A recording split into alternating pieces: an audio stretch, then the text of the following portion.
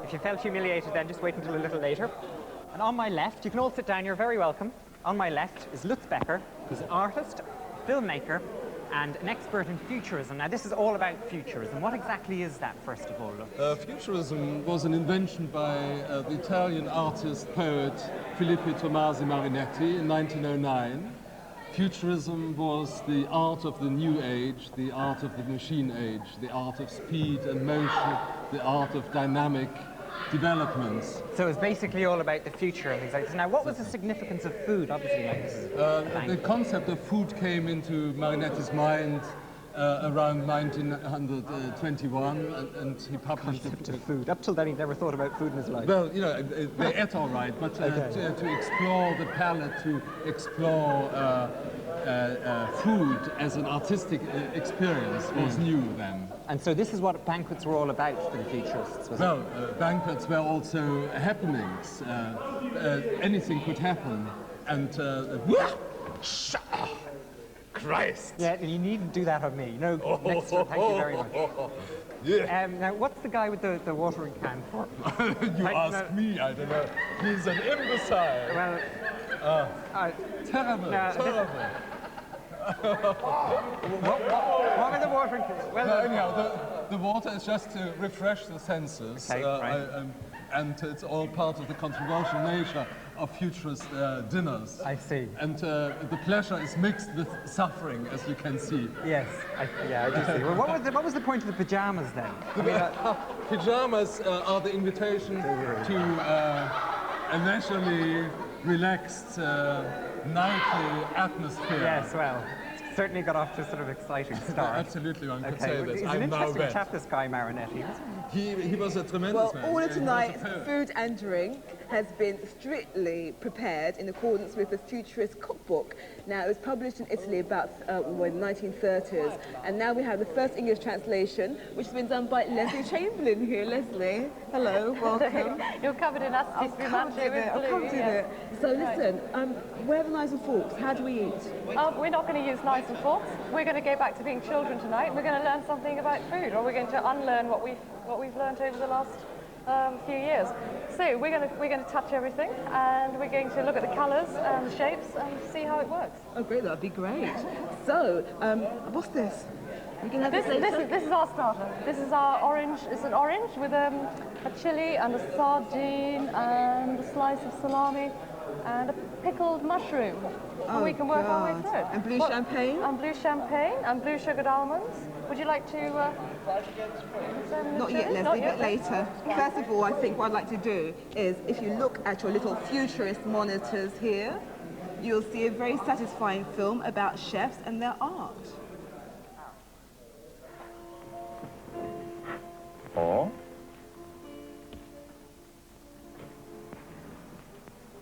そっちも映画館なのね。そっちは何食べてる？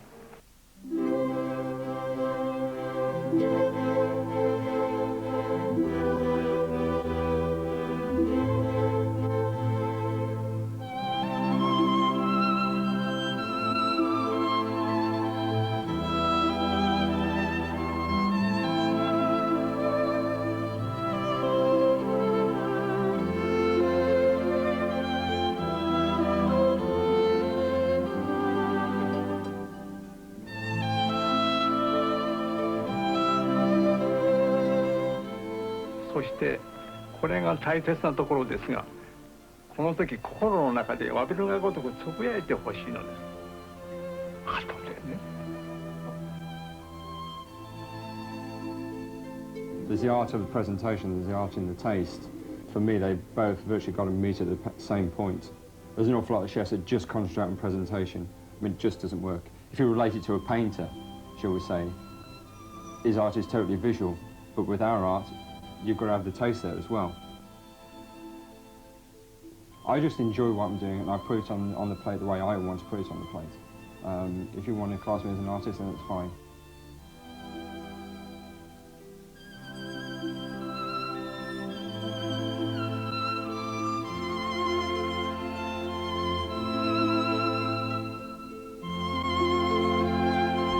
People eat with their eyes first before their mouth, which is a sad statement. But certainly, yes, food comes to be an art. It's not like a painting, it only lasts for 30 seconds, but visually, food is very important.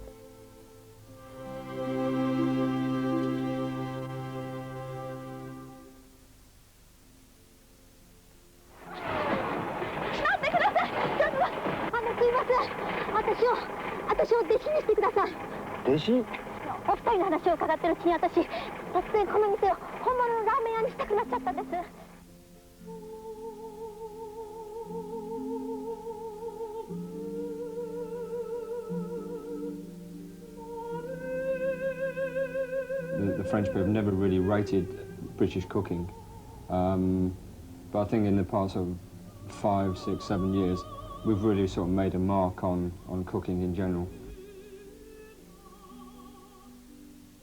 The British public need to eat out more to understand more about food. We're fine here in London where we have a wealth of customers to draw from, but I think out more in the provinces that customers possibly need to go out to better restaurants.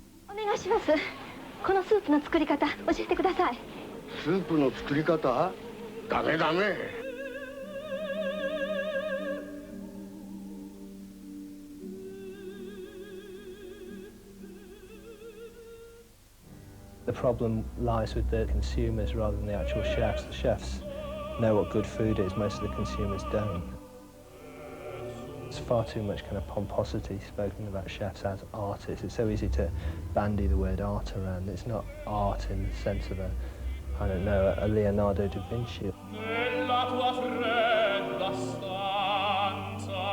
Power lunching is when two people go for a meal where the last thing they have in their minds is the fact that they're having a meal together, that it's just a business meal in certain surroundings that they think are going to impress each other.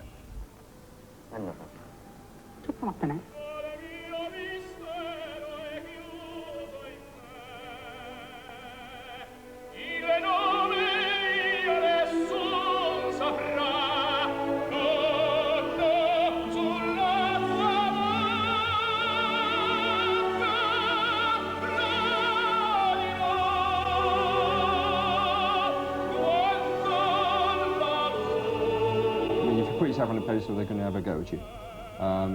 But we believe in what we're doing here, and I don't give a damn what food critics say.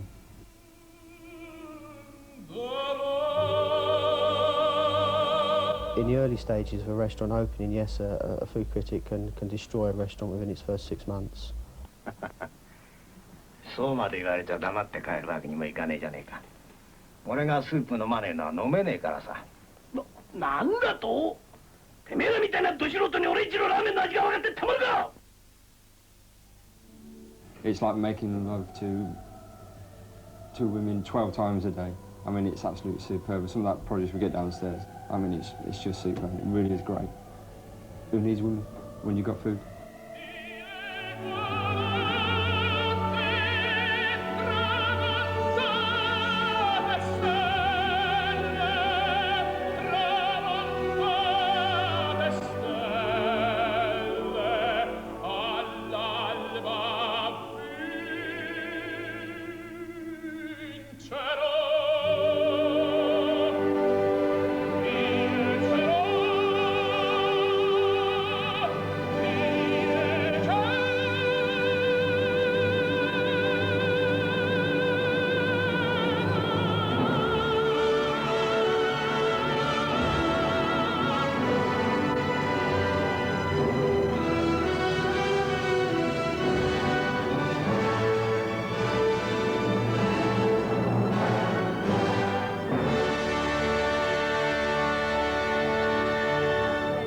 Splendid. Well, now back at the Futurist dinner party, dinner is served with totally different sort of music. What is going on? What are those noises? Sounds like an aeroplane. Futurists loved aeroplanes. Why? And they tried to bring them into all their food. Why did they? Well, I think they were young when aeroplanes were first around, and they loved riding in them. They loved depicting them in pictures. They loved listening to them, and they even staged meals in aeroplanes. Oh, okay. So listen, what's this here? An orange. This is our starter. This is our starter. And yeah. there's a bit of I'm paper putting in the chili Asti pepper. Spumanti on mine. A message in the chili pepper.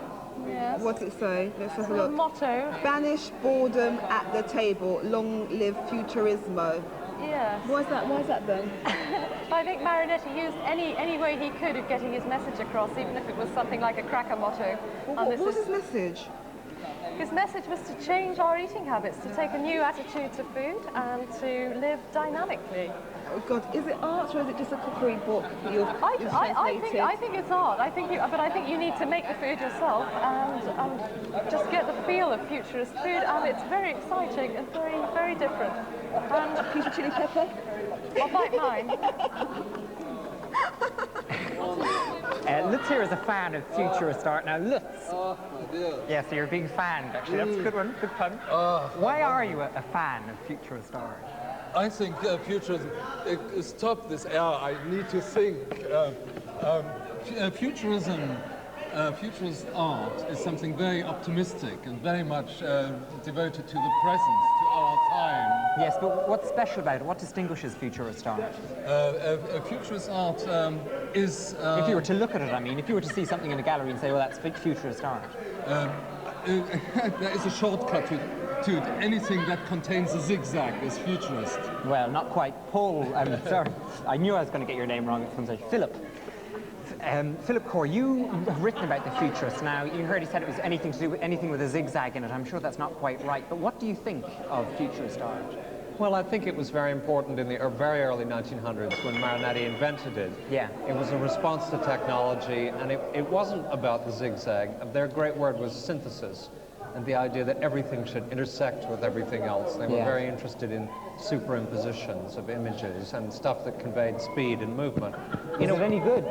Well, some of it's very great. I think the painting, which involved a lot of double images and multiple images, has kind of been replaced by film, and cinema caught up with the idea. So it's a bit defunct in many ways. But the sculpture was a great contribution. The sculpture now, I'm glad you said that, which reminds me, where's Duncan Hamilton? Duncan Hamilton. Duncan Hamilton, yes. You better get started. Yeah, it's a great little device, that. Right. You better get started if you're going to get finished by the end of the programme. We'll be telling you more about Duncan Hamilton. Off you go. Yeah, that's right. Yeah, off you go. Good man, Duncan, yeah. Big clap for Duncan. We'll tell you about Duncan in a minute. Okay, now Philip, there's a very important thing about this. Besides the art, the food is meant to make you virile and aggressive.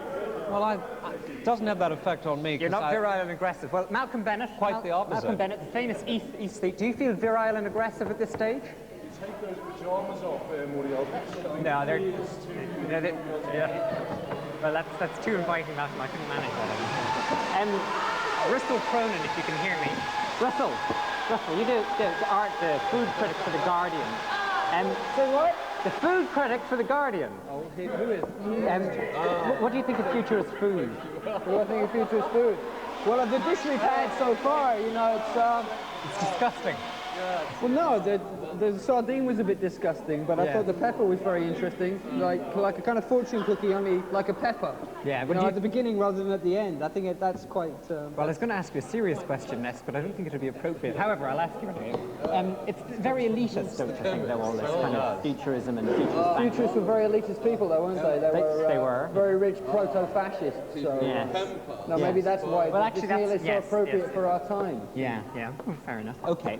Well, I think Duncan Hamilton is ready at this stage, and on Club X tonight, the Iceman cometh in the shape of Duncan Hamilton, who's the only commercial sculptor in Britain who makes models using ice. His customers include Claridge's and the Ritz, and tonight he's going to make a sculpture. As you can hear, he's got a chainsaw by the end of the programme. So, can we have some applause, please, for Duncan Hamilton, please? Yeah, some applause. Thanks very much. Come on, Duncan.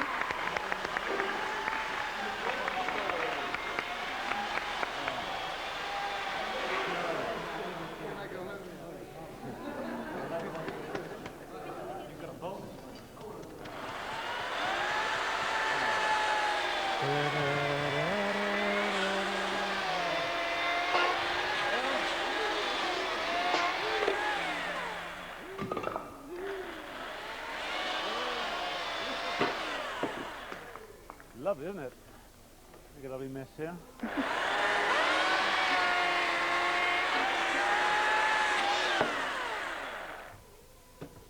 Right, let's move it over here.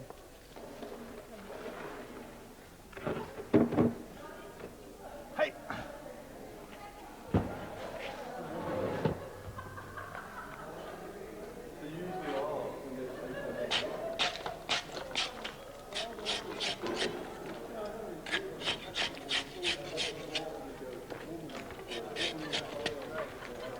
Can you guess what this is? It's my ace maiden. She's, Is this how you do all of them? yes. And yes. do you use a chainsaw? Yeah, you were using it earlier. Yes, it's just really to take away the bits of ice you don't want, you know. And how long does it take you to make one of these normally? Well, normally, under normal conditions, I suppose a couple of hours, but I understand you want me to get a move on tonight, so Well, yeah. I'll have to... how long have I got? I'd say you'll be doing it until about 11:30. 11:30, right. 11:30. Well, the best of luck with it. You better come back and see how I'm getting on. I will in a second. Good luck. Okay, thanks. Cheers.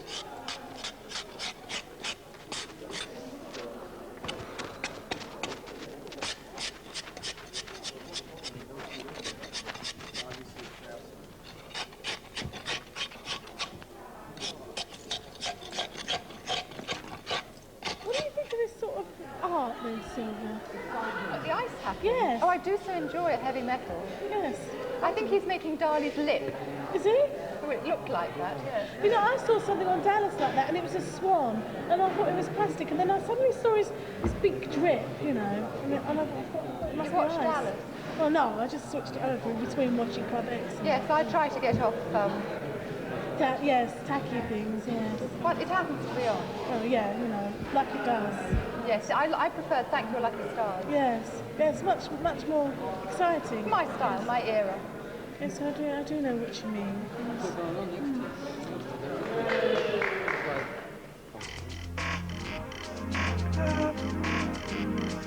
Yes.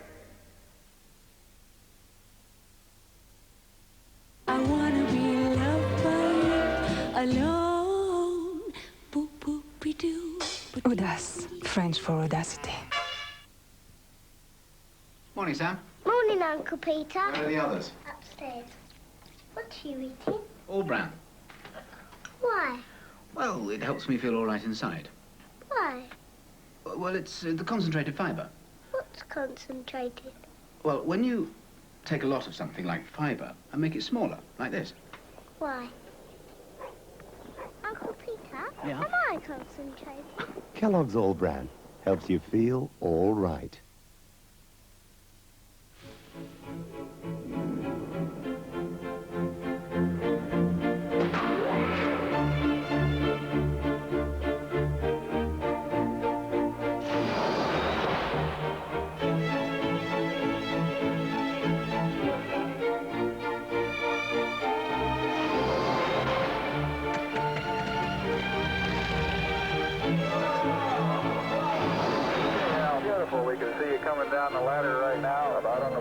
Discover man's greatest achievements for yourself at the Science Museum.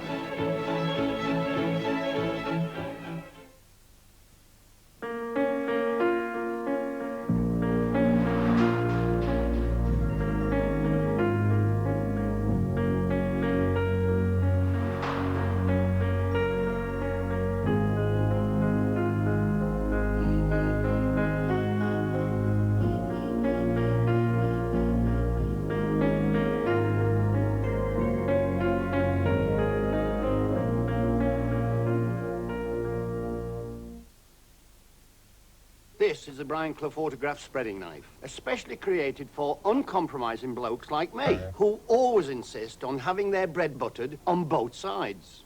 And this is what to spread it with. Shape sunflower spread. Not only is shape high in polyunpronounceables, but it's low in fat. Half the fat of any margarine. So with shape, you win both ways. And that, ladies and gentlemen, is the only way to win. Shape sunflower spread with half the fat for those who absolutely refuse to compromise. What a wonderful world. The world feels a better place after Optrix.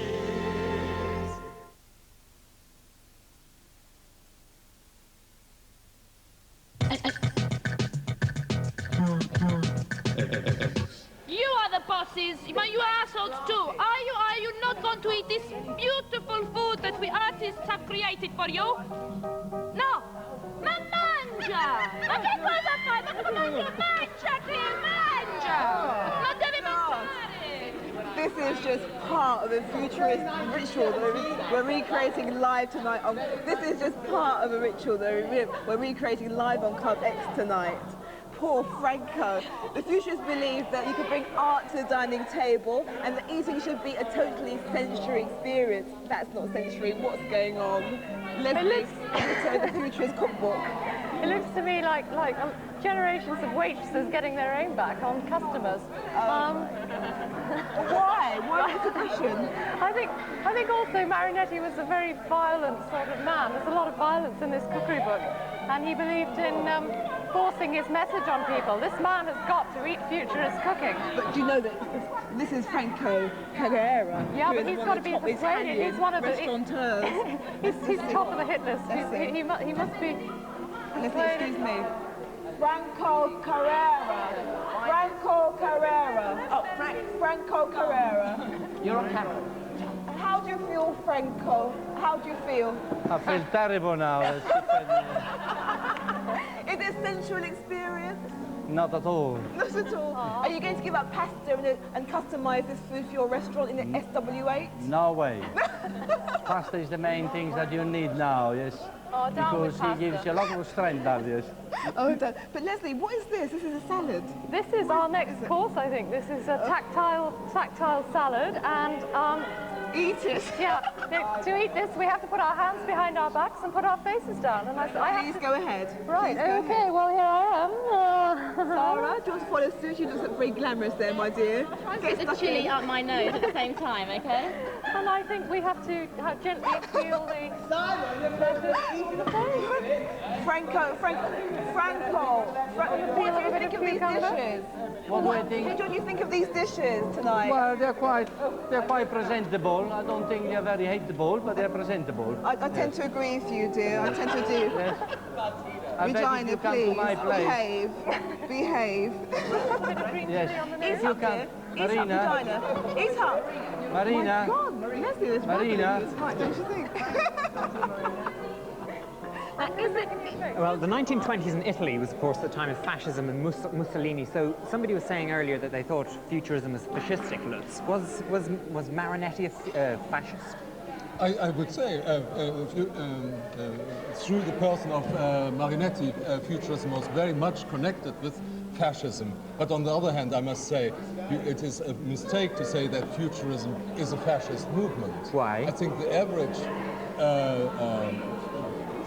futurist was less fascist than your average Thatcherite nowadays. Well, hang on a second. Philip, what do you think somebody's throwing food at me? Well, Marinetti started out jolly. He said he wanted to be the caffeine of Europe, hence all the food.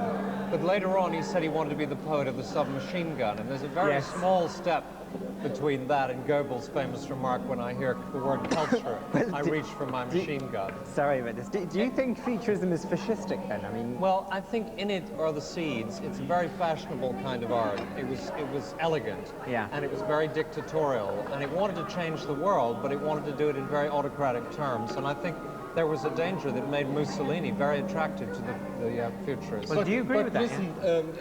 Listen, in these utopian movements, politics and artistic movements, there is always, in this century, a dictatorial trend. But you must remember that futurism was also taken up by the artists in the Soviet Union, who turned towards the Bolshevik That doesn't mean they're not. Yes, but that's fair enough. But that's such sort of good excessive zeal in propaganda itself. art. Sorry. That's because it's such good propaganda art that one of the things it has that nothing to do with propaganda. It has something to do with a vision of the world. Oh, come on. Marinetti It has to have something to do with propaganda. I mean, the fact that when the fascists died out, this died out as well shows, as far as I'm concerned, that they're both the way that people came to know about futurism was by manifestos, which were the first propaganda of the 20th century. And all of the things Marinetti actually published these wonderful speeches that were very exciting, but his technique was very much borrowed by the Italian fascists and by the German fascists. But Okay, you know, well, because the fascists took it off, it doesn't mean we'll get back to this in a minute. I'm really sorry to Okay, interrupt you. Now, we're eating some very bizarre food here this evening, and it's hard to believe it, but there are people who go even further, and they're the subject of this week's microcultures.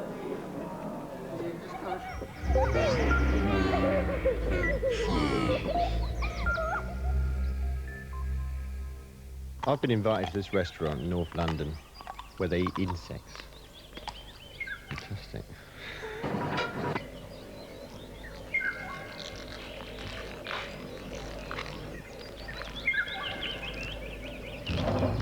And here we are.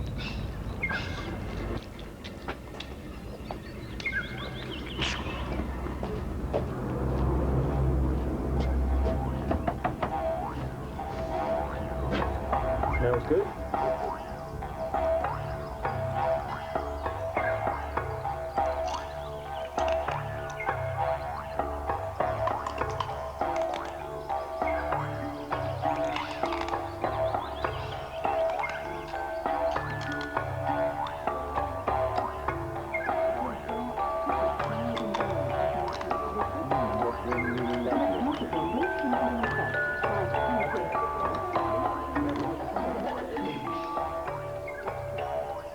Incarnescence of sweetness, beauty and deliciousness. Living storehouses of nectar gathered from the most fragrant flowers. They too, voluntarily and suggestively, sacrifice themselves upon the altar of our lamps as we sit with open windows in the balmy summer nights. They fry and grill themselves before our eyes, saying, "Does not the sweet scent of our cooked bodies tempt you? Fry us with butter. We are delicious. Boil us, grill us, stew us. We are good always."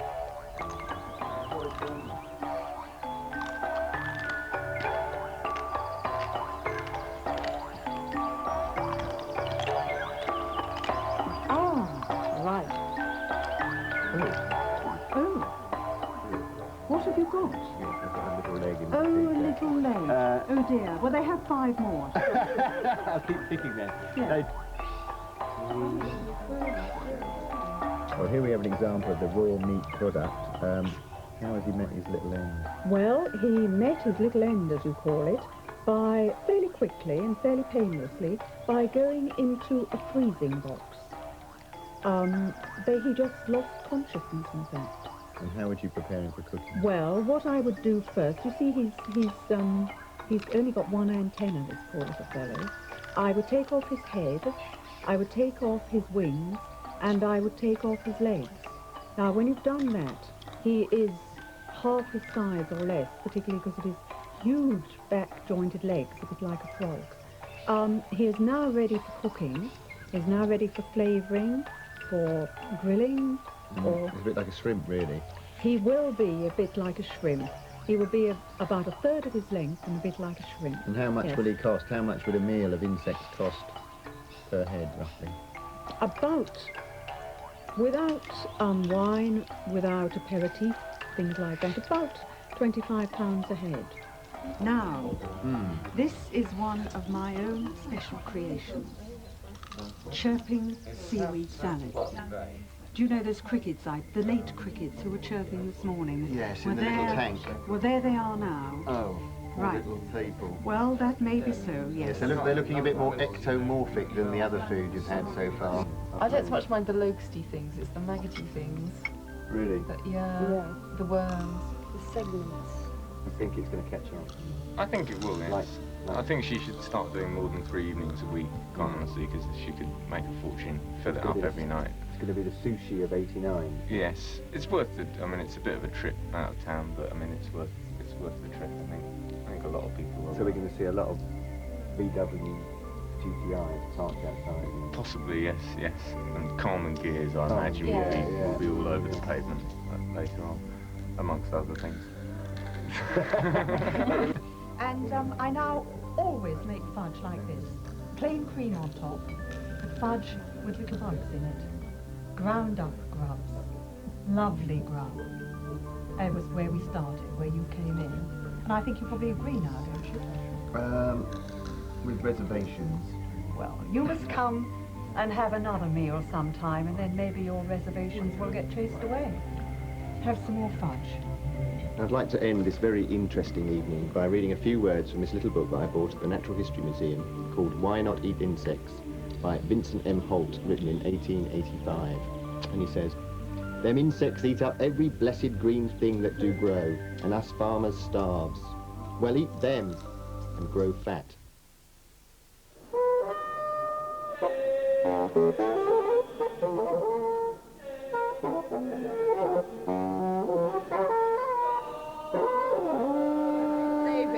David.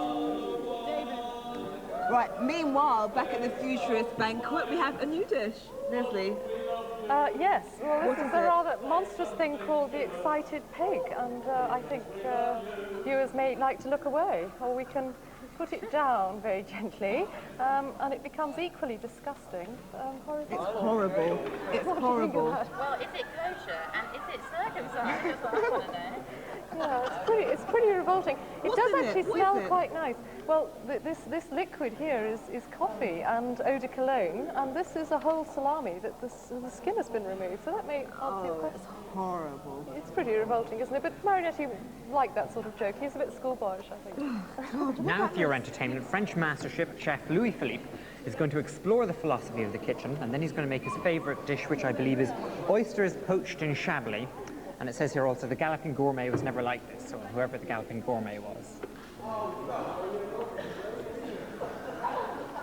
That was good. I'd never heard of the Galloping Gourmet.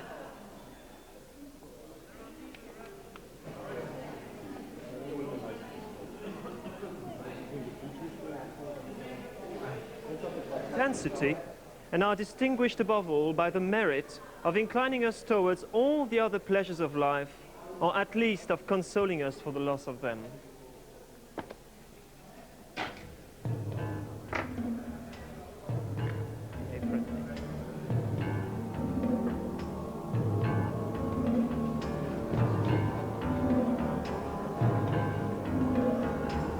The way I act don't seem like me.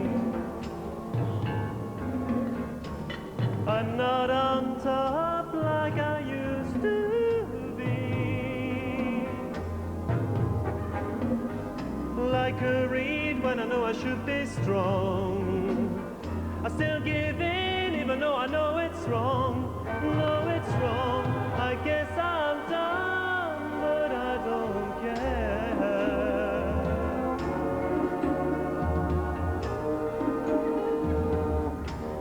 And breaking up wasn't hard to do.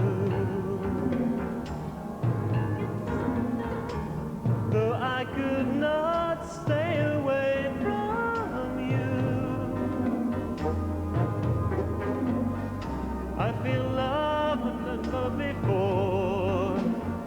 This time, girl, it's gonna be forevermore, evermore. I guess I'm done, but I don't care.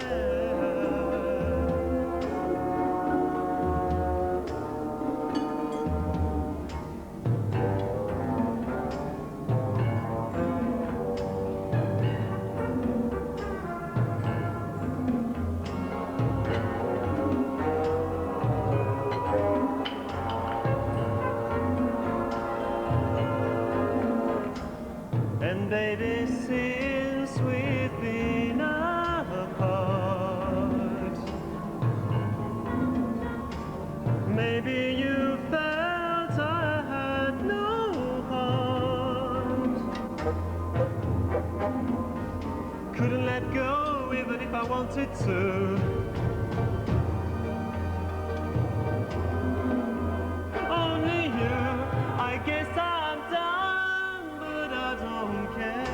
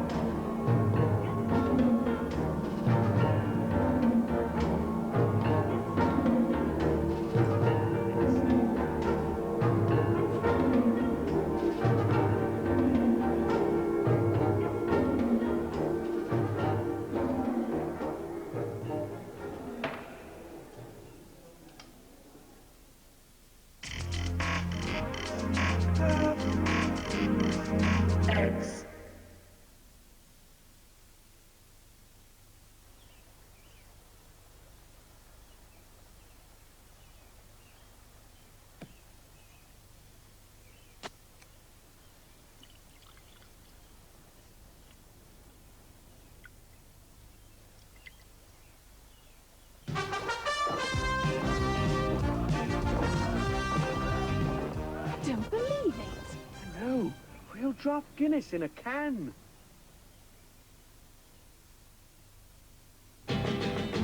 Golden days before they end, whisper secrets to the wind. Your baby won't be near you anymore. Setting suns before they fall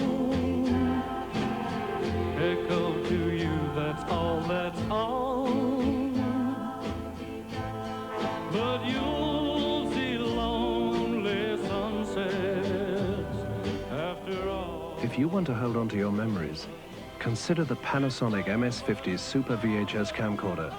With its high-definition picture quality and hi-fi stereo sound, there's no better way to bring them back. The Panasonic MS-50, the state of the art. I wanna be loved by you alone. Boop, boop, be doo. Audace, French for audacity. Summertime,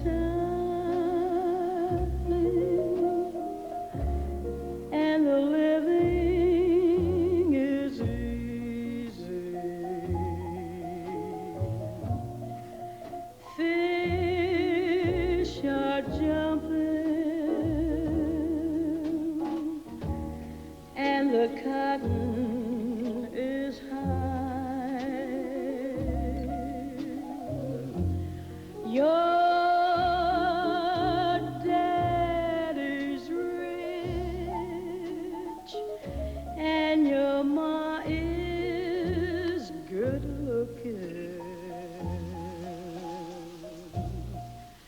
So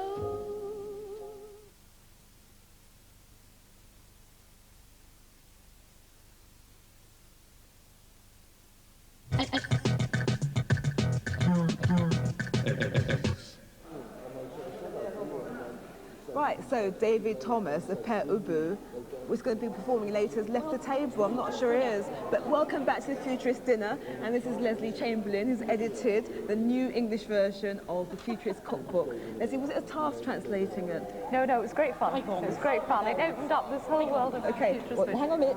Now it's time for something very untasty as we go back in time with Victor Lewis Smith and Bygones.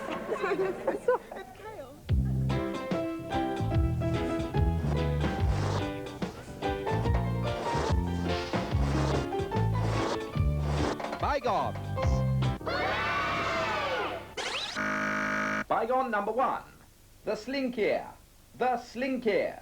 The common garden slinky was at the height of its popularity during the 1960s. This finely honed anorexic bed spring acted as a high-tech version of Indian worry beads, keeping the hands occupied and therefore avoiding any possibility of prepubescent masturbation.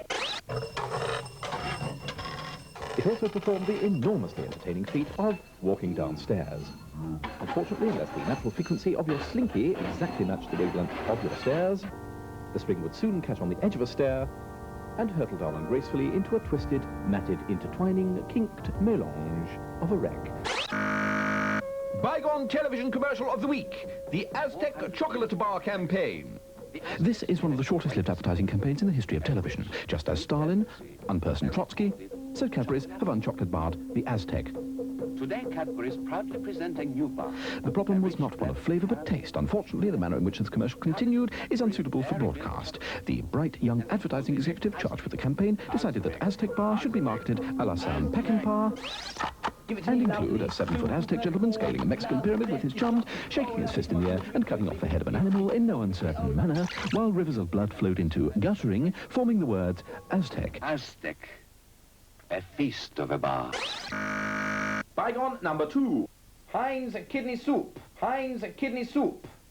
The worldwide marketing of Heinz kidney soup must surely rank as the 8th wonder of the modern world. The reason for the demise of this product was simple. The taste was crap, or more appropriately, piss.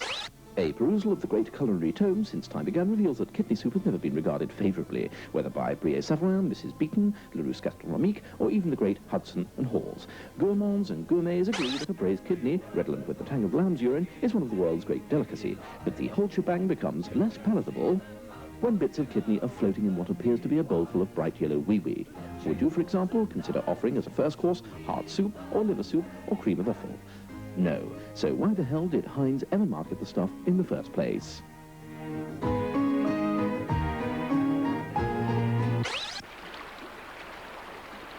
We will never know. All that remains is a lingering aftertaste as though someone had piddled in your mouth. Not that I know what that tastes like, goodness me, no. All that stuff about me in the news of the world was...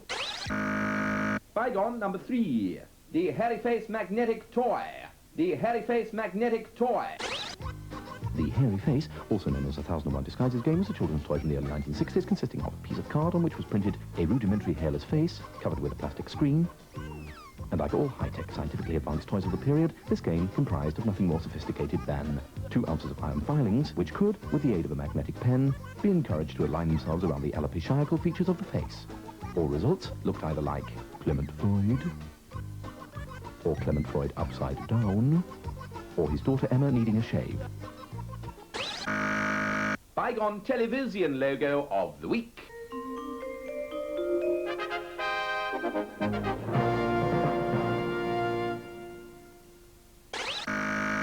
Bygone number 4. The Prisoner television program. The Prisoner television program. The Prisoner television program, starring Patrick I'm Stark Raving Mad McGoogan, was first screened in 1968 and quickly became cult viewing for the sort of people who didn't have girlfriends, used to be train spotters, and had read Lord of the Rings 65 times. They looked like this. Yes, gormless cretins who only became fully erect at the sight of an S402 diesel with reversible twin coupling camshafts. Available on Channel 5 Video. The Prisoner was watered-down Kafka and offered an absurd paranoid vision of a futuristic society, ruthlessly authoritarian, obsessed with secrecy and information, where the media was completely controlled by the government, which itself was controlled by a power-crazed dictator. A ridiculous fantasy which, thank God, could never happen today. Oh dear me, no. No chance, how absurd, what a thought, John. By far the oddest thing about The Prisoner was that Lou Grade ever allowed the program to be made in the first place. The audience was confused, the actors were bemused, and the writers hadn't got a clue, least of all about how to end it. Luckily, Mr. Grade knew how to create a satisfactory conclusion. This involved him picking up a telephone and saying, "OK, boys, take the bloody thing off." And then he stopped Mr. McGoogan having any more money. Topical bygone of the week. Many people believe that the Yorkshire Ripper's reign of terror ended in 1981. However, Club X can exclusively reveal that his final victim was brutally hammered to death in 1989 and was... Oh, very funny. Private Eye magazine. Oh, very funny cover. The reason for this is simple. The curse of Club X. Yes, the curse of Club X had descended. Only 24 hours before its demise, Private Eye Comic dared to print an article which suggested that Club X was a pile of shit and the dullest program on television. This is not strictly correct. The dullest program on television is in fact the Colour Bars and Test Tone. So beware, the curse of Club X will strike and lay low all those who do not think the program is up to much. Unfortunately, we have a bit of a backlog at the moment, so allow a full 28 days for delivery of your Thunderbolt.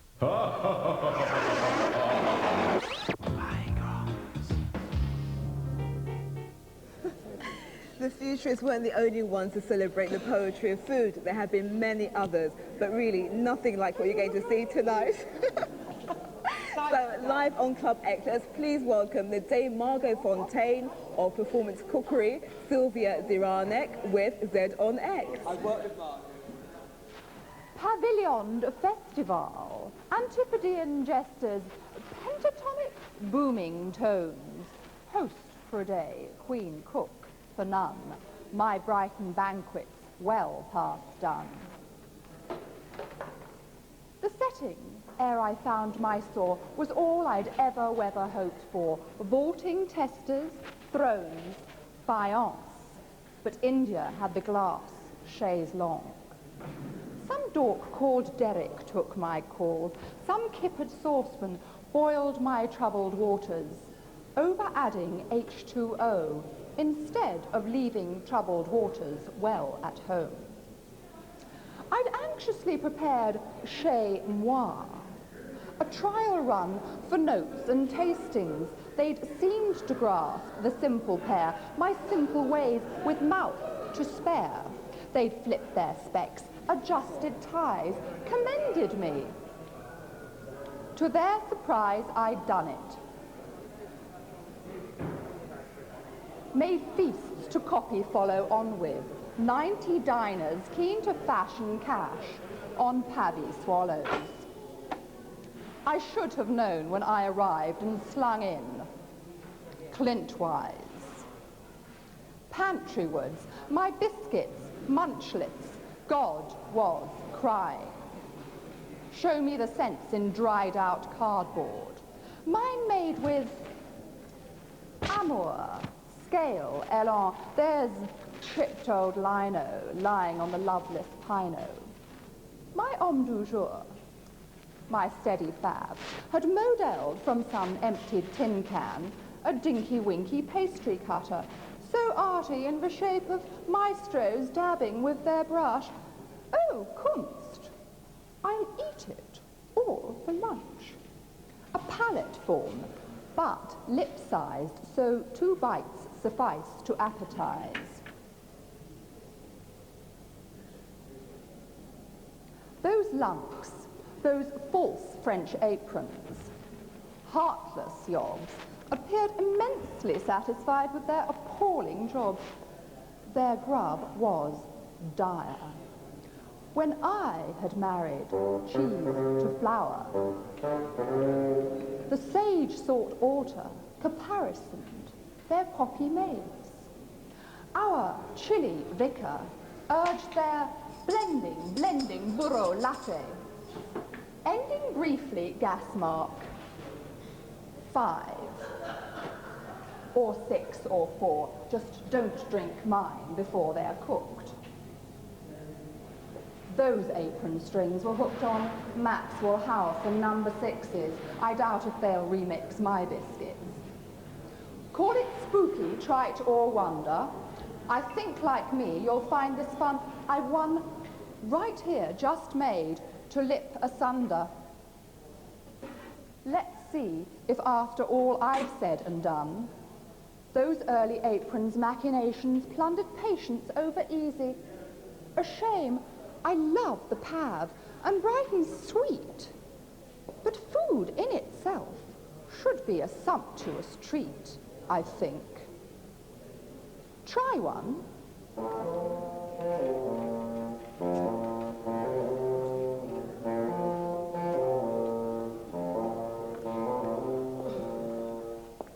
Actually, some applause for this, please. If you could all wake up. That's excellent.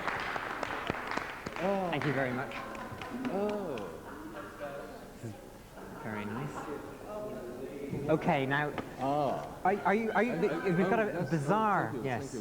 Okay, well, we have a bizarre piece of food here, Lutz. What, can you describe it to me, or what is it exactly? Well, these are 2 tits, I believe. On the menu, they're called strawberry breasts. And you really meant to eat this? Yes, you start with a strawberry. Yes. You see? And then you work your way in. You look like you're very... Oh, my God. You look like you're very used to this. No, I'm not going to touch that. It's our daily food. Yes, well...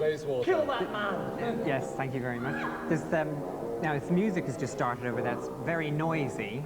Oh, yes. It's not really music at all as far as I'm concerned. Is this futurist music? Now, that is Russello's invention. Luigi Russolo invented noise music in 1912. Noise music? He picked up noises, the noise of the awakening of factories, the noises of machines. This futurism is a bit of a joke, really, isn't it? Well, it started tongue-in-cheek in many ways, but also contains. Well, I honestly think this guy Marinetti was taking the mickey. Now, Philip, you said earlier you were just showing me the sculpture. This is a futurist sculpture, I believe. Well, it was influenced by futurism. Yeah, I love the fact that they made these wonderful sculptures where they're bits of rooms and bits of people. So it's called model plus studio. Okay, right. Now, you were looking at this. Do you think that's a fine example of futurist art? I think it is wonderful. I have seen it before in an exhibition, and I felt there was a neighborhood to Boccioni's sculpture. That's right. Very interesting similarities. Oh, really? Well, I don't know Boccioni's sculpture, but thank you very much. Great man. Okay, well, that wonderful futurist sculpture of the running man. Okay, this is turning into complete chaos at this stage. Now, this food has taken hours to prepare, and it's meant to change your whole attitude to life, but sometimes all you need is a lovely cup of tea, or so it says down here for some bizarre reason. I don't know who writes these links, but they're gas. Anyway, the play you're about to see is called The Affair. It's by Robert Llewellyn, who rose to fame last year with his award-winning play called Mammon.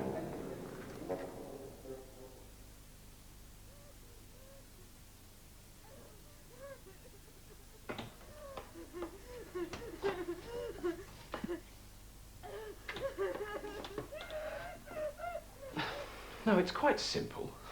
I said to her, I said, darling, you've simply got to go out and have an affair. I said, I don't care who it's with, but I really think our relationship needs a bit of spice. She said, you're sick, Don. You know, and I understood that. I mean, she's not a very sexual person, really. I mean, she sees concepts of sexuality as a sickness. We really are on the slippery slope now, as far as I'm concerned. I mean, I don't want to go into personal details. There's no need. You're an adult. You know what I'm talking about. I'm talking about relationships between adult people on a one-to-one level. Oh, I know it might sound manipulative to put your lover in a situation where you want her to have an affair. I'm aware of that within the structure we live in. Anyway, there's a void between us, as there often is. So there she is, basically a woman, and I respect that. I'm not threatened by it. And there am I, when you get down to it, basically a man. This void is almost palpable. Well, I know it's hard to imagine a palpable void, but you can really cut it with a knife, literally. Jenny can't see the void. She said, I can only see the kitchen, which is one level of perception. I don't mean to be judgmental, but it is just one level.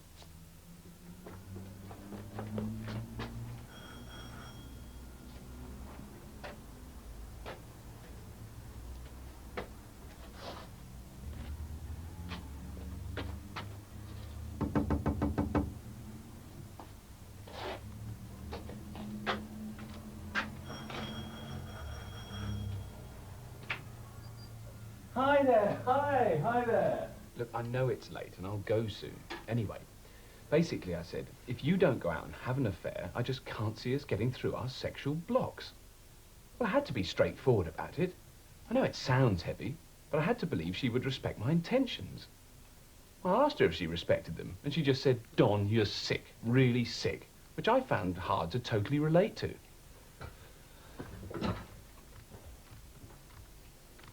I was just going to make some coffee. Do you want some?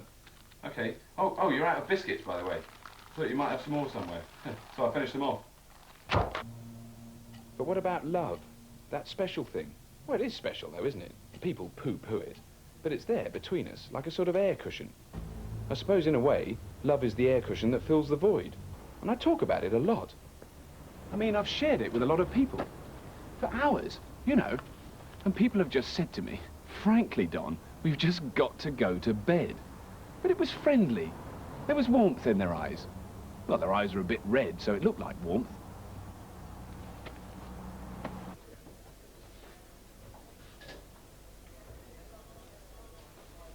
So, Jenny and I arranged, well, I arranged for us just to find the time, you know, just to literally sit down and talk it through. Well, that's when I told her about having the affair. Well, you know Jenny, I mean, she was in a total state.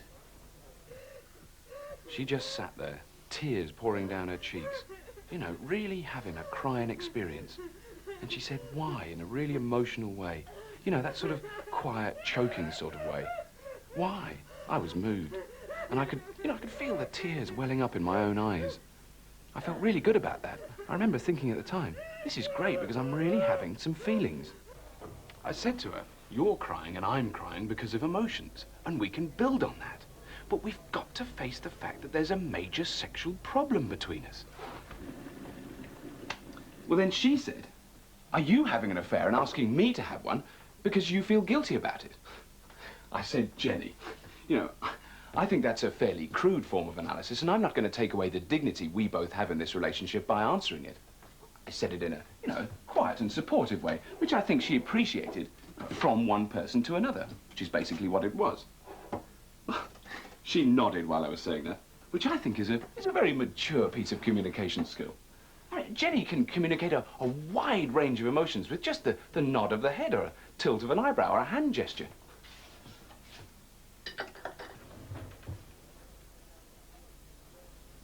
I said to her, you know, we're two bodies and we can get close, but there's a lot of discomfort between us.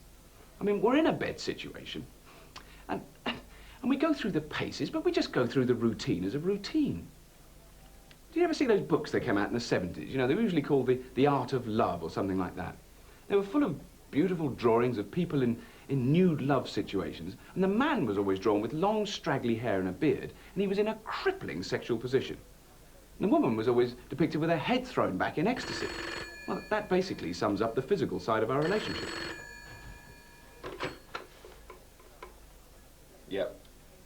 Yeah, look, I'm sorry, I'm completely snowed under at the moment.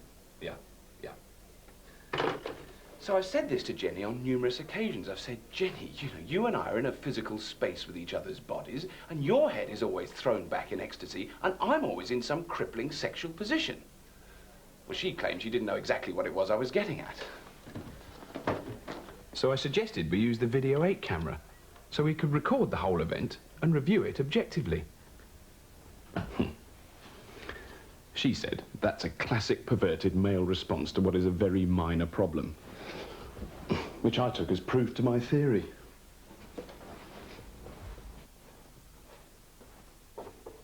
Eventually, though, she realised it'd be a good idea, so we recorded the whole event. We're now going to sit down together with a nice cup of tea and watch.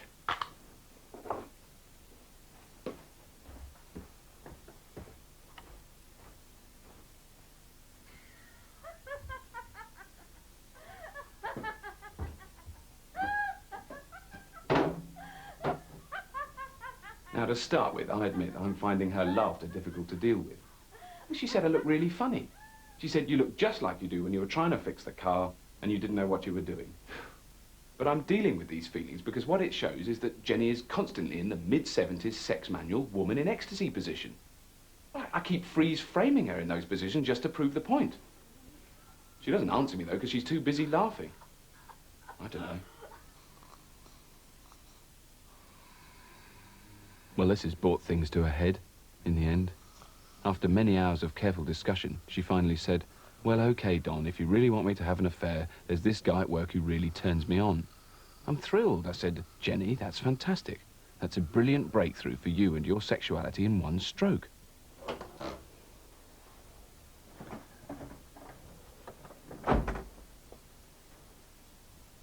So, I've arranged the whole thing. I suggested she use the house so she's in a space she feels good in. Well, it seemed logical, really. And I'm going off for a weekend in the Lake District. I had a great weekend. Well, I mean, it rained, but I really like camping. And I really managed to get in touch with my own personal inner development. I really focused on myself totally so that I could give Jenny the emotional space she needed to have her affair. I gave it to her as a gift, in a way.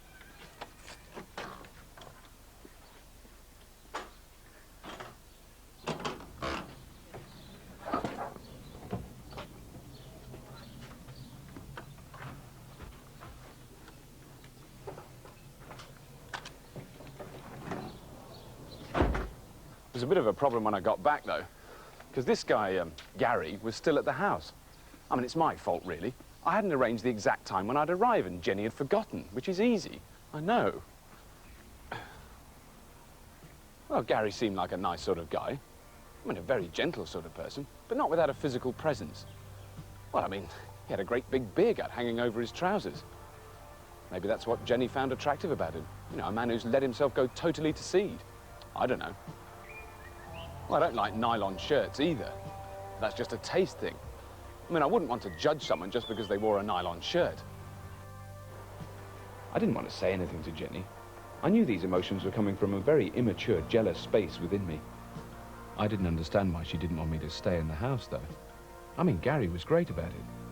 He said he'd do whatever Jenny wanted, which was a very non-aggressive male stance, and I respected that. So I left and went round to a friend's house and explained what had happened, and they were really understanding. They didn't want me to actually stay, but they gave me coffee. They explained quite clearly that Jenny had to find what made her happy in her own way, and that made me feel good. I felt that in some ways I had helped her to find the first step on her journey. And that's a nice feeling, isn't it? Now, I know people poo-poo feelings like that, but in the end, I'm not embarrassed to express what I really feel. I don't see her much now. Apparently, she and Gary get on really well. He seems to have mixed in with our friends in a very positive way, which is good, really, isn't it? I've still got the videotape, though, and that's a nice memento to have of our time together.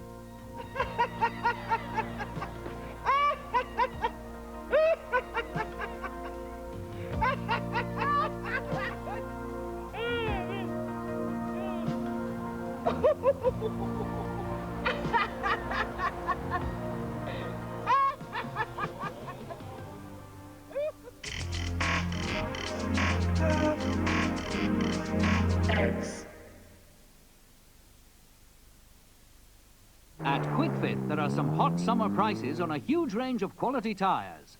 So make tracks for QuickFit now. We're the boys that track.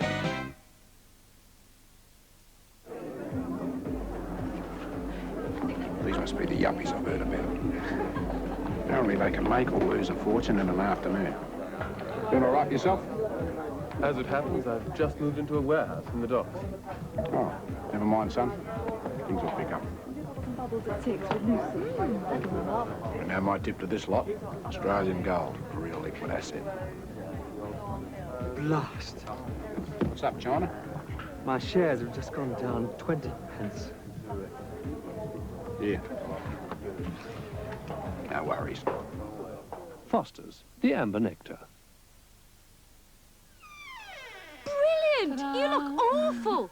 And dandruff too, nice touch. What have I said? But I wash my hair every day, and if I used a dandruff shampoo, I'd end up looking like Kevin. Well, there's this new frequent shampoo. Head and Shoulders? No, Head and Shoulders Frequent. Try it. My hair's so soft, it's brightening. New Head and Shoulders Frequent, a frequent shampoo that clears dandruff too. Clifford is quite the bon vivant. Tonight he's entertaining an old flame. Luckily, strong-tasting Listerine antiseptic mouthwash kills the germs that can cause bad breath. And, a recent report shows, Listerine can also kill germs that form plaque. Oh, Clifford. Listerine antiseptic mouthwash. Hello. Strong enough to take your breath away. If there's one thing guaranteed to upset a Frenchman, it's when something comes between him and Le Weekend. Especially when Le Weekend offers a certain je ne sais quoi. Fortunately, this Frenchman happens to drive an Audi 80, a performance car with a Mistral resistance factor of 0.29. And because time and tide wait for no man, the body is fully galvanized with a 10-year anti-corrosion warranty. The Audi 80. Vorsprung durch Technik, as they say on Mont Saint-Michel.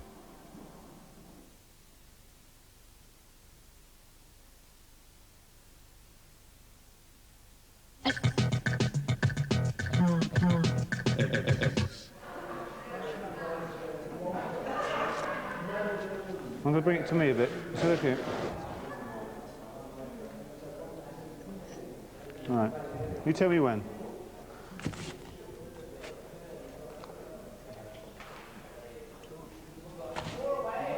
Duncan has nearly finished. It's looking lovely. Tonight we've been trying to recreate the sort of dinner party the Italian futurists might have held in the 1930s. The Italian futurists believed that you should blend new technology of the age with everyday life in terms of new rules that they lay down. Lesley Chamberlain is editor of the new English version of the Futurist Cookbook. Lesley, hello again. Yes. Now, what have we got here? Here we've got, I think, another sort of sculpture, a food sculpture, and it's a chicken, and it's stuffed with the most amazing ingredient. Which, see if I can release some of it. Are you there? Ball bearings. Ball bearing yes. surprise. Now, this is chicken, ball bearings, and whipped cream. And the idea is that the chicken should taste a little bit of steel, and steel was one of the futurist's favourite materials for building, very much a 20th century. Vicious cabaret, please.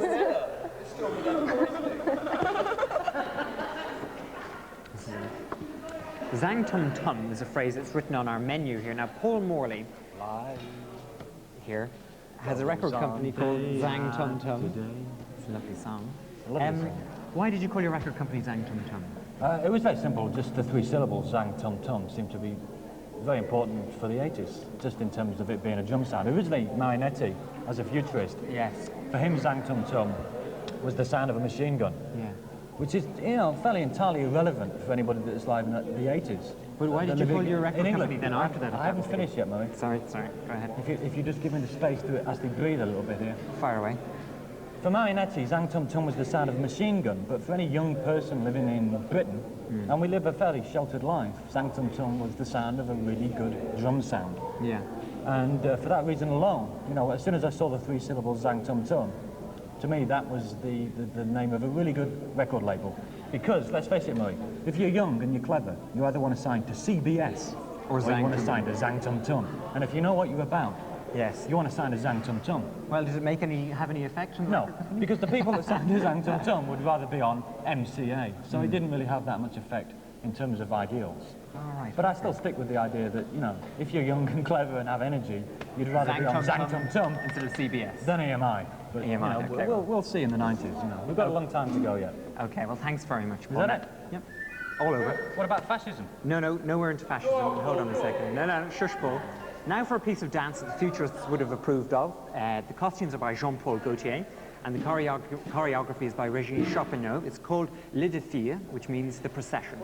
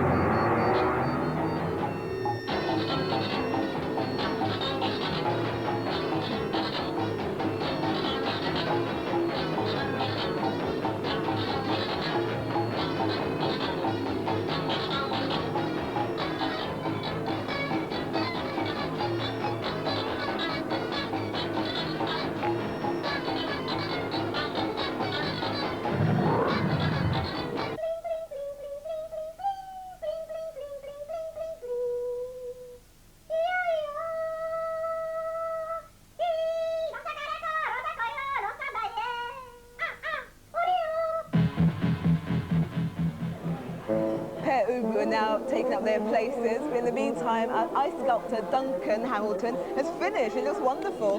He's going to reel it in. Can we have it in, Duncan? It looks lovely.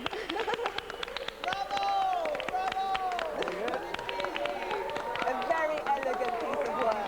A very elegant piece of work. No throwing, please. No. No throwing, please. No throwing, please. Thank you. Duncan. Hi. How was it? How was it getting that together in an hour? It was bloody difficult. I can imagine these circumstances. What's this? A dark man who's surprised to be here as I am. I seem to have missed all this fun. My God, yeah. Tell me something about your sculpture. Is it art? Do you think it's art? Some people think it's not. I think it's very elegant. Oh, well, it speaks for itself, you know. It's, what yes, is it called? Ice Maiden, apart from the obvious. Yes, that's right. Yeah. Apart from the obvious. Yes, thank you. In true futuristic style. Yeah. Is it very expensive? A bit decadent, maybe? They are, yes. They are quite expensive, but, you know, they are for special occasions. Like this? Yeah, that's Yes, right. indeed. Just like this. I don't know about just like this. It's very elegant. We haven't done this before, I can tell you. I know you take your art very seriously, Duncan. Okay, well, it's almost time for dessert. So, to whet our appetites, here's Père Ubu with the song that's supposed to be the best from their new album. It's called Ice Cream Truck. So, Père Ubu, please, ladies and gentlemen. Very good.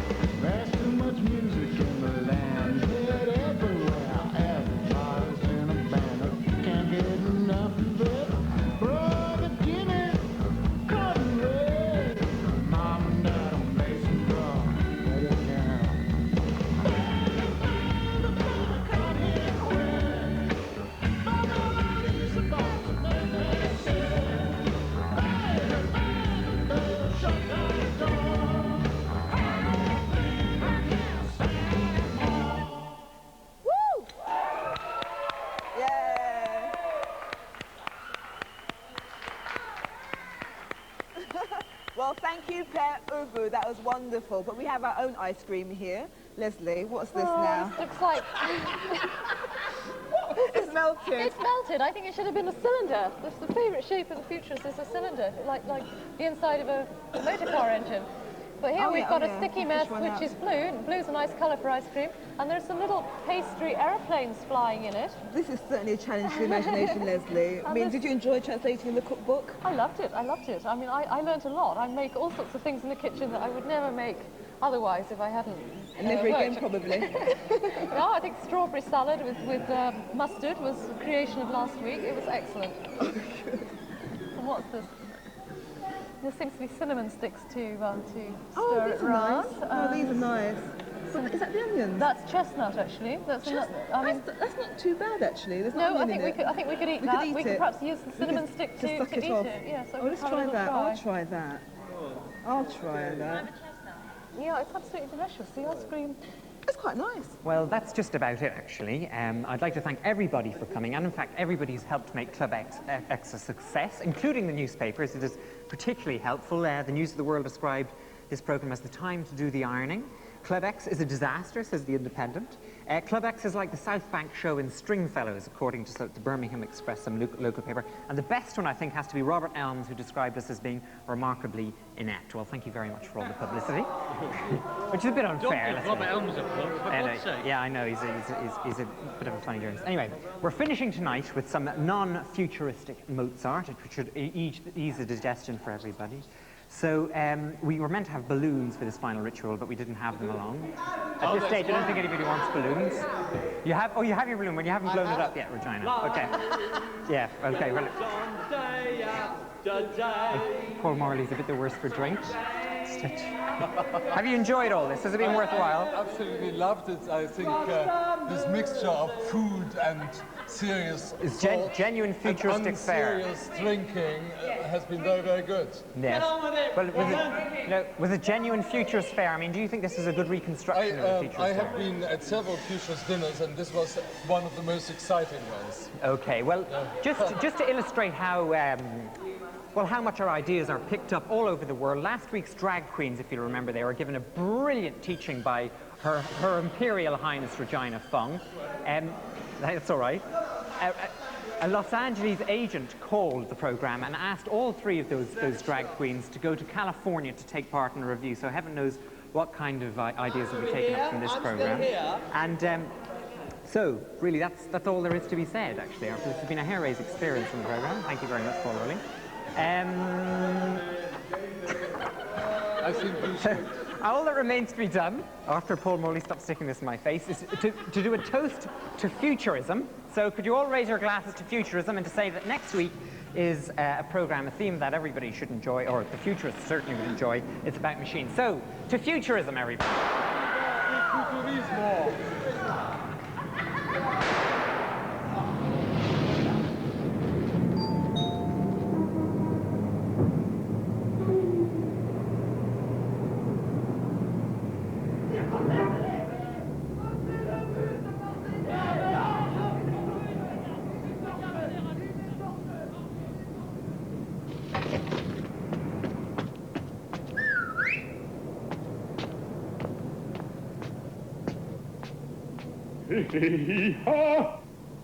Perché la sorte mi secondi, leggiamo.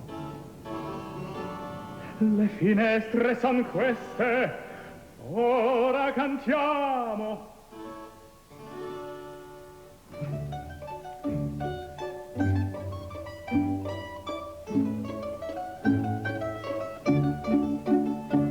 Te vieni alla finestra, o mio tesoro, te vieni a consolar il pianto mio.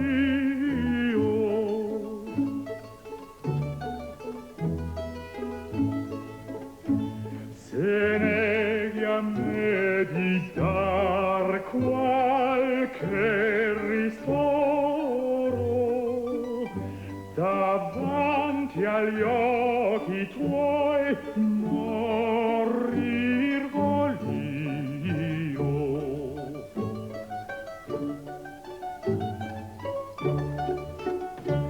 Tu c'hai la bocca dolce più che il miele, tu che il porti in mezzo al cuore.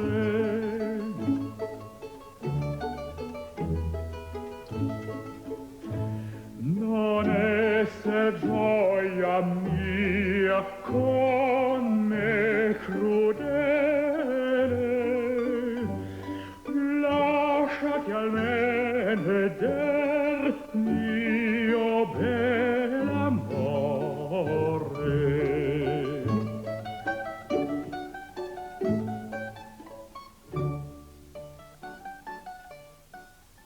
And Club X wouldn't be complete without this. Or failing that, how about this? An enormous X with all kinds of things on it. If you want one, all you do is send your name and address with 26p in stamps to Club X, P.O. Box 4000, London W36XJ, Glasgow G12 9JQ, or Belfast BT2 7FE. In a couple of minutes, jazz guitarist Louis Stewart gets his friends around him for the sort of session that gives late-night music a good name.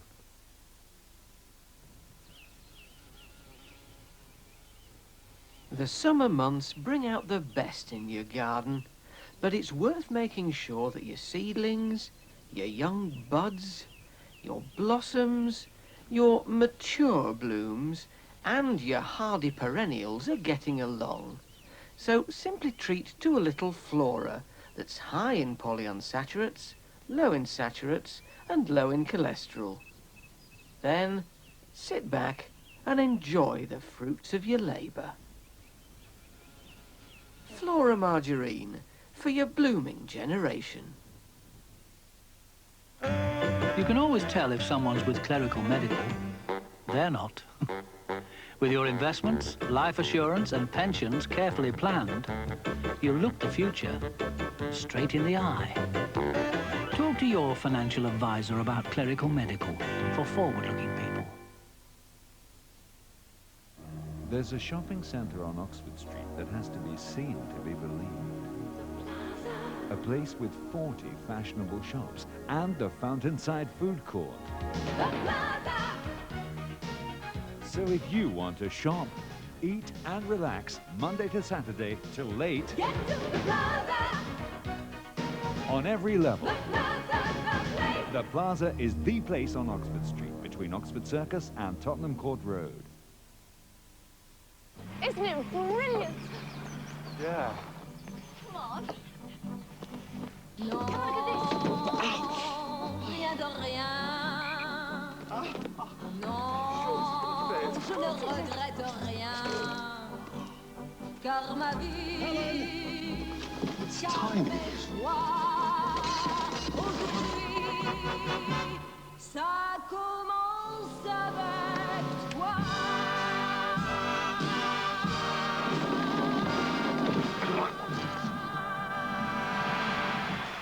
You'll never regret buying Hitachi.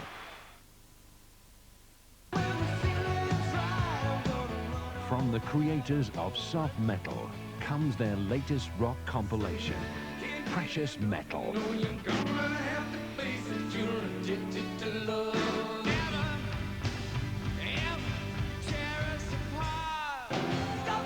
Precious Metal, available on CD, album and cassette.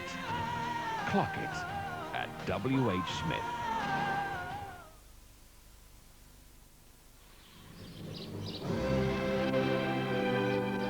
This Qualcast Concorde cuts as cleanly as a pair of scissors and leaves a magnificent finish, especially around these tricky little rockeries. Get the lawn right and the whole place starts to look better. The difference shows where a Qualcast knows. Blend white wine and vodka with peach, apricot, and exotic fruit. And the drink you get is definitely taboo.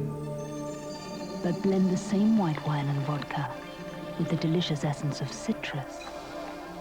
And that's the incredibly refreshing experience of Mirage. Taboo and Mirage, because moods are never the same.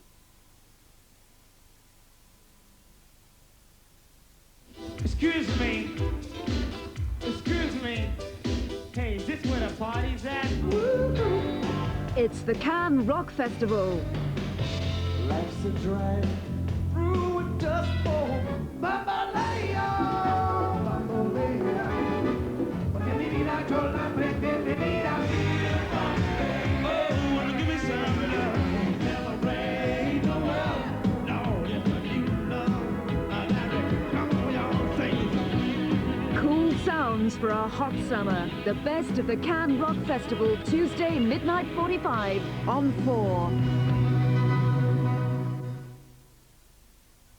And you can't get cooler than this, so why not grab a drink, sink into a sofa, and settle down for the session.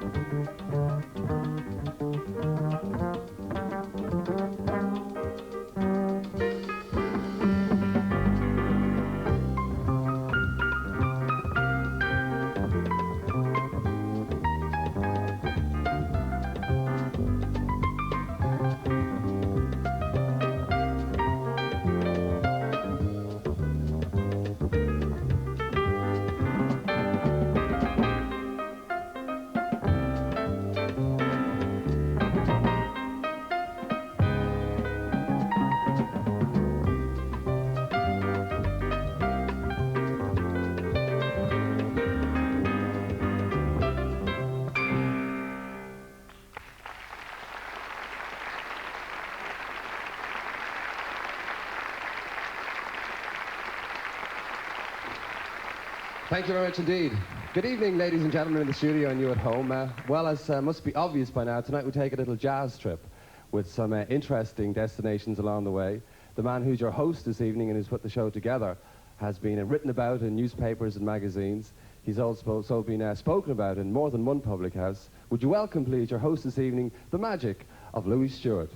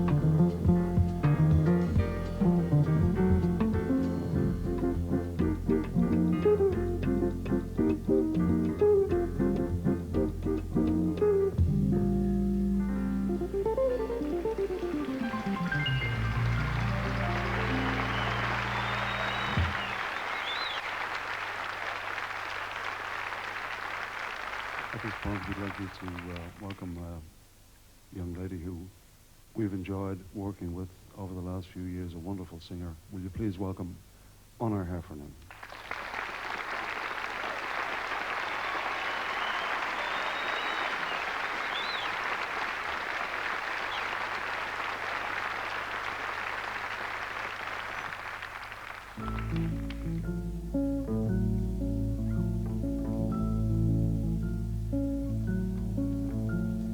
Down here on the ground ain't no place for living. Down here on the ground watching sparrows fly. I watch the birds as they make their way. They are flying high and free, and I wish it were me. Down here on the ground, wanting something better. Down here on the ground, wanting something more. One morning, sure you will find I've got wings on my mind, wings to get me high.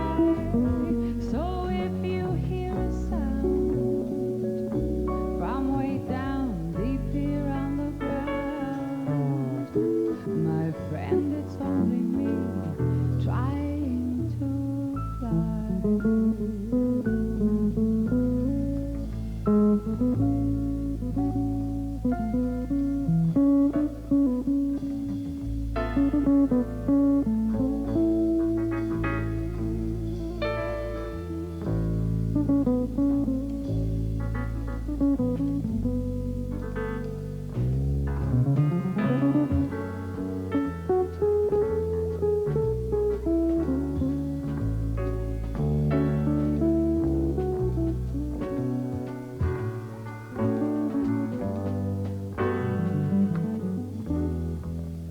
Down here on the ground, wanting something better.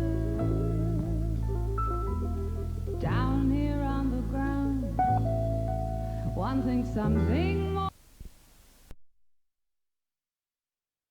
Kick as heavy rain started to make the conditions tough for both sides.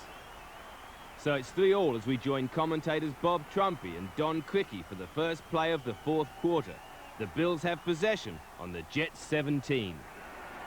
Second down and 4. Between them, Riddick and Thomas. There's 165 yards gained. It's another Bills first down as the Jets are unable to stem the onslaught. See, the time of possession is now swung in favor of the Bills. And the rushing yards, that's the story in the game. Now Thomas is in the ball game. I'd look for him to run wide. He doesn't really run straight ahead much. Right behind Byron. Coming this way, Don. Sweep this way. Here it is.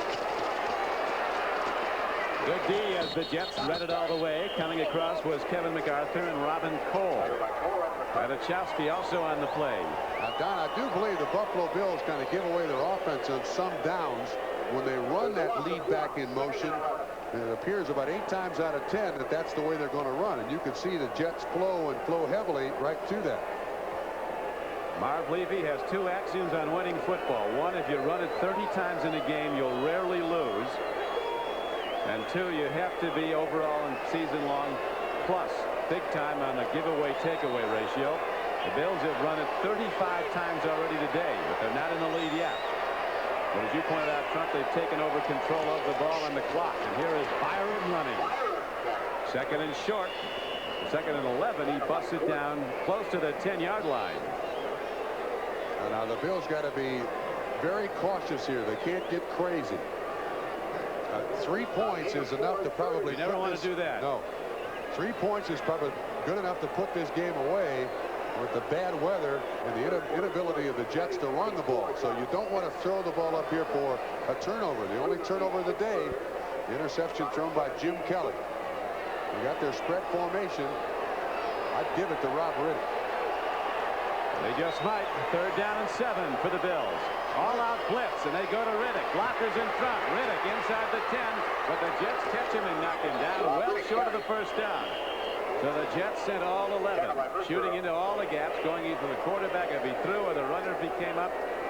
And they make the knockdown. Lyons and Mercereau first to make the hits. And the field goal unit's out for the Bills as they look to take the lead for the first time. That's a smart call, though. You don't want to give the ball up down here. Riddick is normally very sure-handed with that football. Actually, I think if he stays outside, Vogler's 65 was a lead blocker for him. When Riddick cut back, he really got caught up in the wash. A hole at the 16, a 26-yarder. Might kick this out of the arena. Big wind behind him, up and good. And the Bills take the lead in the fourth quarter, 6-3. Ken O'Brien trying to warm up Pat Ryan there on the sideline. Good friends, very good friends. There's no hard feelings with Pat Ryan named as the starter today. But Ryan will be thrown into the wind when he does throw. As here's the Bills kickoff. They now lead at 6-3 to the Buffalo Bills as Townsend looks for a gap, finds a little one that he's cut down quickly. Got Radisek, another of the Penn State linebackers. Marv Levy, the Buffalo coach, said at one point, you can't be too thin, too rich, or have too many Penn State linebackers. And as the temperature starts to drop, this Buffalo Bills defense has heated up in the second half. Rated number 1 in the NFL and going after Pat Ryan. Here comes Smith. He gets it away and Toon makes the catch, and look at that stick. Shane Conlon. Toon is up. That's good to see. That'll make the highlight reel. So is Pat Ryan. Bruce Smith was right in his chest. Whoa, whoa, whoa. Watch the field. That was a big play. Toon made a nice catch. At the end of this play, Bruce Smith is right in Pat Ryan's chest. There you see him knock him down, and then Shane Conlon just waiting for Toon to come across there. Ends up being about a 6-yard pickup. Guy is a football player. Shane Conlon, the man Paterno called the best linebacker he's ever had at Penn State. No marker that I can see, and now the play downfield goes for good yardage. As on 2nd and 6, Hector takes it ahead for a Jet first down.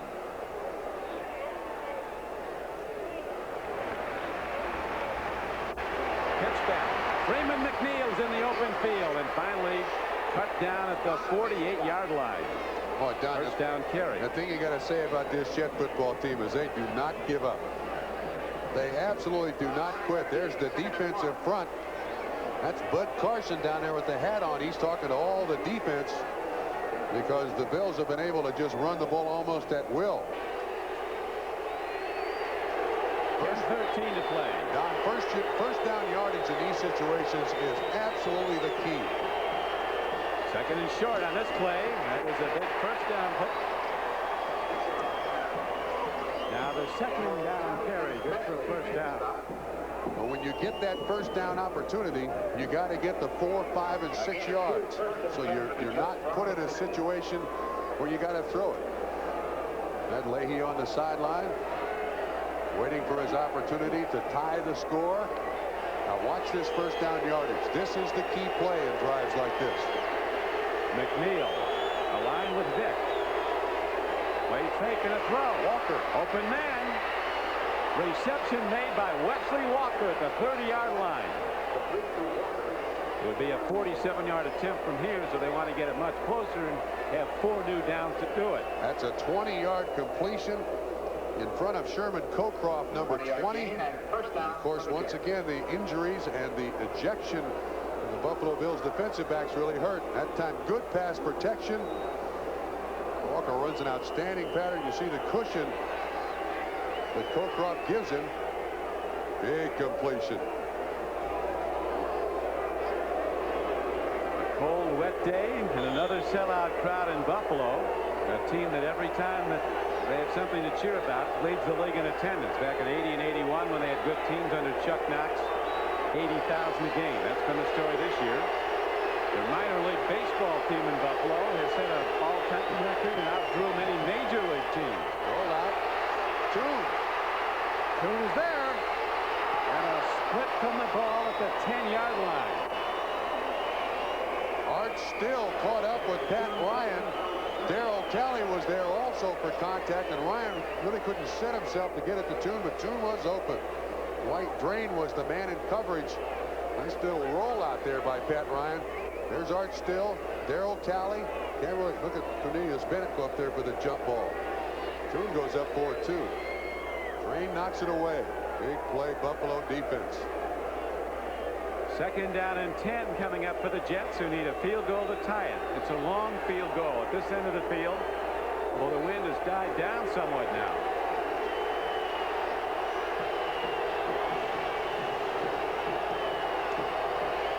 McNeil inside the 25, and he's down to the 24-yard line. A 2nd down and 10 carry, and he's got about 5. Shane Conlon on yet another tackle for the Bills. Shane Conlon coming out. There's Leigh on the sideline and warming up. Certainly within his range now, Don. The Jets just got to hang on to it. 3rd down and 3 for the Jets, who trail by 3 points in the 4th quarter. Ryan swings it out, and Hector loses the ball.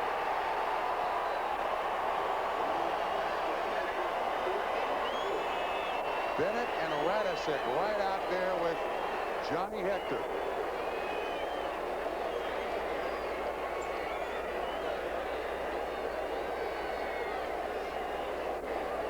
Johnny Hector could not make the play on the swing pass. Cornelius Bennett and the Bills defense now lines up, and they'll be coming hard as Ryan's the holder and Pat Leahy is the field goal attempter.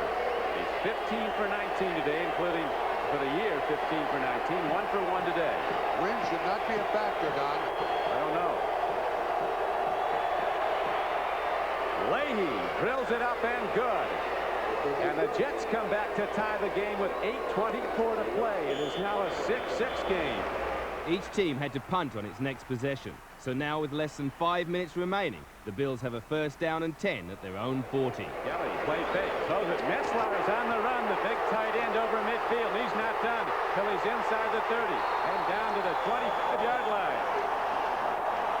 So Kelly with an excellent play fake, throws the defense, and then swung it out to Metzler, who he hasn't gone to often, but it's been very productive when he has. That was good for 35 yards. 35-yard catch. It's a half roll by Jim Kelly. He's lumbering down the field, but he gets there. Hasty makes the tackle.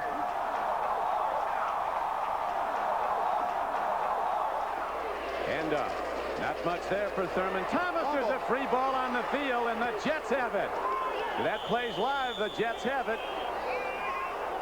They got it. They have it. So the Jets stop the Bills.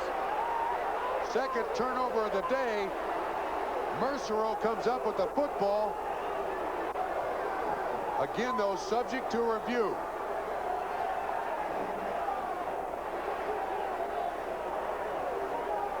Anytime there's a turnover now in the NFL, in case it's absolutely obvious, they're going to review it. Oh, that's loose. It's loose. There's no question about that whatsoever. Looks like those gloves he had on are getting a little thick, a little slick. Mercero makes the recovery. The play will stand. Jets ball.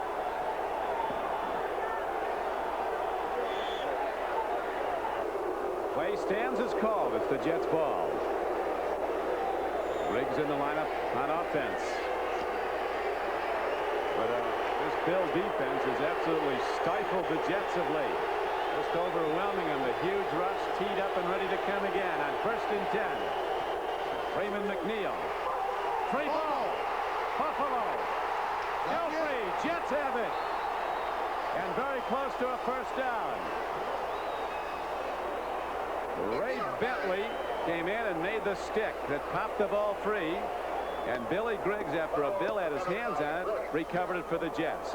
So instead of a turnover inside their 40-yard line, the Jets instead get a 9-yard gain. Game tied as you see the game clock winding down. 6-6.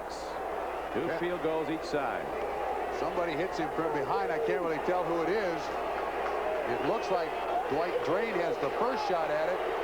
Oh, it's Darryl Talley, 56, who makes the initial hit. But Billy Griggs comes up with a recovery. 2nd and short. Johnny Hector. He has a Jet first down out to the 43-yard line. Ray Bentley and Cornelius Bennett on a stop for the Bills. Two starting safeties out, one injured, one ejected. Shane Carlin, who had a tremendous game, he's out, came off with a limp. Here's a throw downfield, and Al Toon comes down with the ball on a first down play. He has it at midfield for a gain of almost 8 yards. And the game will wind down to the 2-minute warning as Pat Leahy takes a deep breath. That last reception by Al Toon, a very tough catch. 29 Derek Burrows in coverage. Watch Burrows' hand go up there. Toon with great concentration on the ball. Makes the catch for an 8-yard pickup. Jets drive stays alive. I don't think anybody has left this stadium. They are still in their seats in all this rain and cold weather. Nobody's leaving. Now in Buffalo, they think this could be at long last their championship season. Those yellow things out there they're not empty seats. They're yellow rain slickers. Pat Leahy, he might be around as long as Blandon. His 15th year and doing better than ever. Getting set for another very big attempt, perhaps. Second down and 2, a long 2, and look at that play by Fred Smerlis, who shot the gap and hit Ryan back at his 45-yard line. Nobody touched him. What happened to Sweeney to the center there? In case you're wondering, the clock stops on a sack inside 2 minutes until the ball is reset. And now it's 37. Ryan stands in. Here's a throw and a catch. Al Toon looking to run, and he gets the first down. Toon was caught, was hemmed in. They had him short of the first down, and then with that burst of speed, that big stride, Al Toon gets a first down for the Jets at the 46-yard line of the Bills. And the Jets take a timeout, too. Leahy about to warm up. Watch this play by Fred Smerlis. Jumps right around the center and grabs Ryan before anything can happen. Nobody touched Fred Smerlis. It looked like Bruce Smith being on the nose tackle kind of messed up the blocking scheme. And then the catch by Toon. He makes the catch. 55 Bennett. Tally 56 slips down. And enough to get the first down and keep the drive alive. Enormous effort by Al Toon and 4 new guys for the Jets looking to get in field goal range. 1:41 to play. 6-16. Rain is stopped. Rain doesn't seem to be as heavy as Ryan gets time. Incomplete at the 24-yard line. He was looking for Hector out of the backfield. Ray Bentley, a linebacker, inside backer with a deep drop, was right with the intended receivers. Ladies hit some long ones, a lot of them. I think I heard earlier he's 47 of 49 from inside 40-yard line. 47 of the last 49 inside the 40. 1:35 left to play, as you see. Second down and 10 coming up. Ryan stands in. There's an open man, Freeman McNeil. He puts moves on tacklers and gets ahead, and the Jets have another first down as Freeman McNeil takes the ball down to the 32-yard line of the Bills. 1:18 to go. Darryl Talley finally makes the tackle. Jets in no hurry now. They want more, and they want it deep as they go over the middle. Freeman McNeil again in front of the zone. McNeil finally knocked down at the 29-yard line on a first down play. That pass play was good for 3. Jets have 2 timeouts left, and there's 56 seconds left in this game.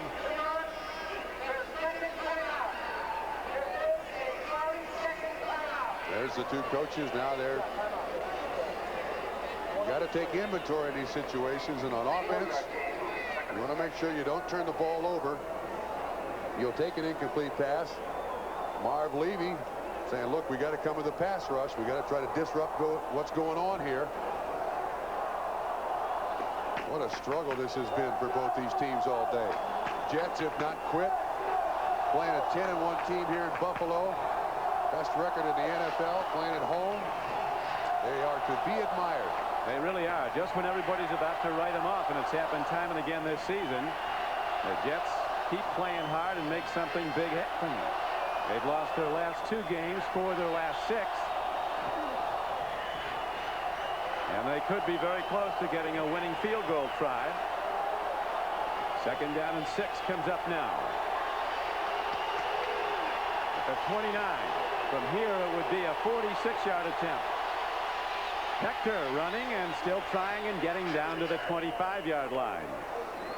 From here it would be a 42-yard attempt.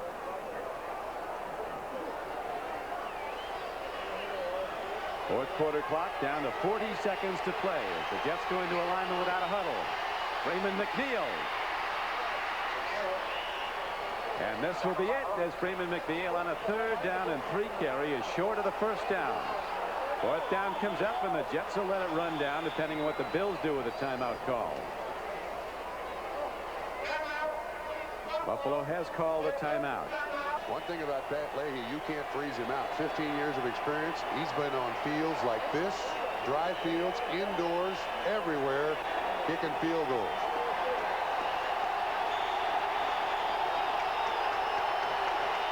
15 years. This will be a 40-yard attempt. Bills setting up with speed. There is the kick. It's blocked by Buffalo. Free football. Picked up by Odoms, and he's out of bounds with 19 seconds to play. So the Bills, who've made big special teams play, get a huge one here.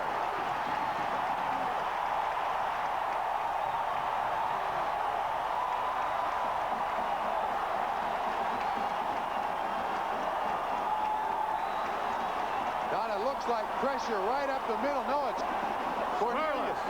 Big Freddie Smerlis. It's Smerlis, and Bennett comes in from the side. Nate Odoms picks up the football. The Bills have now avoided defeat in regulation. Now let's see if they can come up with victory in regulation. Or do you take your chances? Yeah, Freddie Smerlis with the block. I think if I'm Marv Levy, I'd take my chances with overtime.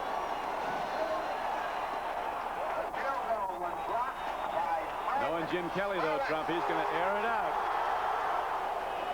These folks are hoping for a celebration today. Temperature has dropped. Yeah, a win here today, and there'll be a football game in Rich Stadium either December 31st or January 1.